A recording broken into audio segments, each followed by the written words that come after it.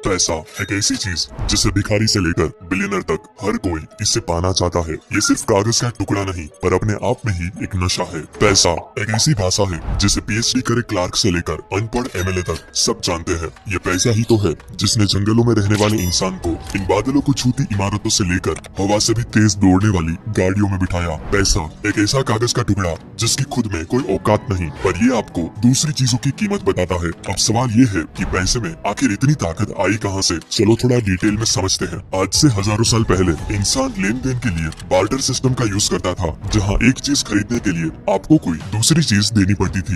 यानी किसी के पास चावल है और उसे शुगर चाहिए तो उसे एक ऐसे इंसान को खोजना होगा जो शुगर बेचना चाहता हो और साथ ही उसे चावल की जरूरत हो। ऐसी कई प्रॉब्लम्स की वजह से लोगों ने कुछ अलग सोचा और शुरुआत हुई कमोडिटी की। इंसान ने उस हर एक चीज को पैसा बना दिया जो सबके काम आता था और लोग पशु, अनाज, टोबैको और अल्कोहल के जरिए व्यापार करने लगे। बट इसमें भी एक दिक्कत थी। इस बात का पता लगाना बहुत मुश्किल था कि मेरे पास जो चीज है उसकी सही कीमत क्या है। और कमोडिटी वक्त के साथ खराब भी हो जाया करती। खरीदे जानवर मर जाते, अनाज सड़ जाता। अब इंसान को कोई ऐसी चीज चाहिए जो यूनिवर्सल हो और शुरुआत हुई सोने और चांदी से बने सिक्कों की।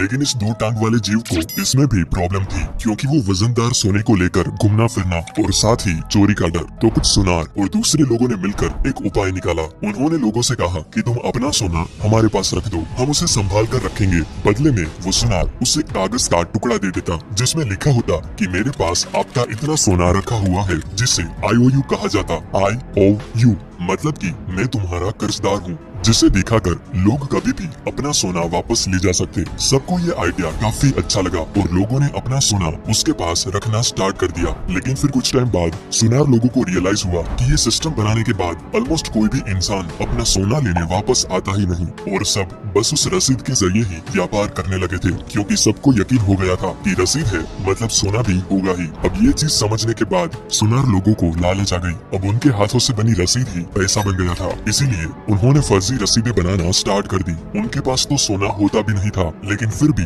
वो ज्यादा रसीदें बनाते जाते। ऐसे स्टार्ट हुआ दुनिया का सबसे बड़ा लीगल स्कैम जो आज भी चल रहा है। वो सोना संभाल के रखने की दुकान दुनिया की पहली बैंक थी और वो रसीद दुनिया की पहली करेंसी माने नोट। अगर मैं आपसे पूछूं कि एक बैंक कैसे काम करता है तो आप कहोगे कि हम जो पैसे बैंक में डिपॉजिट करते हैं उसी से बैंक दूसरों को लोन देता है और उस पे कुछ इंटरेस्ट चार्ज करके बैंक प्रॉफिट कमाता है। Simple right? अब इस एक्सप्लेनेशन के हिसाब से बैंक की ऑपरेशन कुछ ऐसे होगी जैसे कल सुबह आप 1000 रुपए डिपॉजिट करने के लिए बैंक पे गए, आपने दो 500 के नोट बैंक में जमा करवाए। उसके बाद बैंक क्या करेगी, वो अपने रूल के हिसाब से 10% कैश रिजर्व रखेगी और बाकी के 900 रुपए किसी और को लोन पे दे देगी। और अगर ये बैंक उस लोन वाले इंसान से ईयरली 12% इंटरेस्ट चार्ज करती है और आपको ईयरली 4% इंटरेस्ट देती है, तो बीच का जो 8% बचा वो हुआ उनका मुनाफा।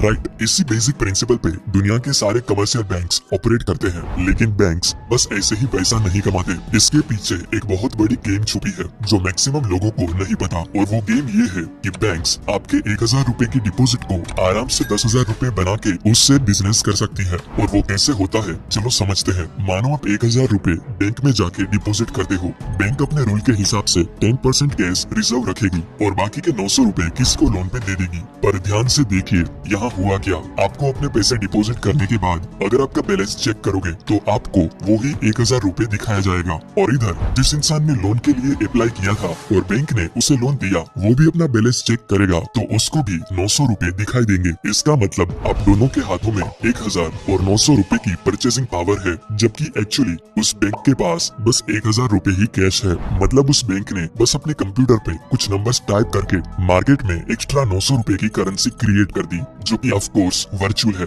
क्योंकि उसे बैक करने के लिए कोई कैश तो है नहीं। और ये खेल सिर्फ यहाँ खत्म नहीं होता, ये बहुत आगे जाता है। जैसे जिस इंसान ने 900 रुपए का लोन अप्लाई किया था, उसने ऐसे ही तो लोन अप्लाई नहीं किया होगा, उसे भी वो 900 रुपए कुछ खरीदने के लिए चाहिए होंगे। और जब ये पैसा खर्च करेगा तो ये पैसा सिंपली उसके अकाउंट से ट्रांसफर होके किसी और के अकाउंट में जाके डिपॉजिट हो जाएगा और बैंक फिर से इस 900 रुपए का 10% रिजर्व रखेगा और बाकी के 810 रुपए फिर से किसी और को लोन पे दे देगा। ऐसा करते करते एक बैंक बस 1000 रुपए के कैश डिपॉजिट को 10,000 रुपए तक वर्चुअल करेंसी में कन्वर्ट करके बिजनेस करती है। आपको लगता है कि बैंक में आपके पैसे सेफ है, जिसे आप जब चाहें जाके निकाल सकते हो, बट ये एकदम सच नहीं है। अगर सिर्फ 20 से 30% लोग भी एक साथ पैसा निकालने जाए तो बैंक आपको आपके पूरे पैसे वापस नहीं कर पाएगा, क्योंकि उनके पास आपके सारे पैसे होते ही नहीं। फ्रैक्शनल रिजर्व सिस्टम की वजह से वो सिर्फ प्रोबेबिलिटी पे चलती है। फॉर एग्जाम्पल, अगर आप इस दुनिया के सारे बैंक अकाउंट के बैंक बैलेंस को ऐड करें और वो 100 रुपए होते हैं, तो उसमें से 10 रुपए से भी कम एक्चुअल केस में अवेलेबल है। बाकी के 90% से भी ज्यादा बस वर्चुअल डिजिट है, जिसे बस आप अपने मोबाइल या कंप्यूटर स्क्रीन पे देख सकते हो। बॉस, पैसों की इस माया जाल को जानबूझ के कॉम्प्लिकेटेड बनाया गया है ताकि एक आम इंसान इसे इजीली समझ ना पाए और वो इस सिस्टम में ही फंसा रहे। लोगों को लगता है कि करेंसी और मनी एक ही चीज है, लेकिन ऐसा है नहीं। करेंसी एक मीडियम ऑफ एक्सचेंज है, जबकि मनी खुद वैल्यूएबल एसेट है। आपके घर में पड़ा 1000 के नोटों का बंडल रातों रात कागज हो जाएगा अगर गवर्नमेंट उसे नामंजूर कर दे, क्योंकि वो करेंसी है। लेकिन आपके घर में पड़ा सोने का सिक्का, चाहे दुनिया की कोई भी गवर्नमेंट कुछ भी बोल दे, उसकी वैल्यू उतनी ही रहेगी जितनी वो है। देखो बॉस, दूसरे इन्फ्लुएंसर्स आपको जो भी बोले कि गोल्ड बॉन्ड्स खरीदो, डिजिटल गोल्ड लो, गोल्ड के ETF में पैसा लगाओ, ये करो वो करो, वरना फलाना टैक्स लगेगा, ठिकाना टैक्स लगेगा, मैं कहूंगा रियल गोल्ड भी खरीदो, क्योंकि लाइफ के कुछ डिसीजंस टैक्स के आधार पर नहीं लिए जाते। अब आपके पास कहाँ 500,000 करोड़ है कि आपको 2-4% टैक्स की भी फिक्र करनी पड़े। और सच तो ये है कि पैंडेमिक के टाइम रियल माल ही काम आता है। आप किसी को अपना गोल्ड बॉन्ड का सर्टिफिकेट दिखा के पूरे साल का राशन नहीं खरीद सकते, लेकिन घर में पड़े सोने का एक छोटा सा हिस्सा फेंक के पूरे साल का बंदोबस्त किया जा सकता है। ये कागज सिर्फ भरोसा है, और भरोसे पे ही दुनिया कायम है।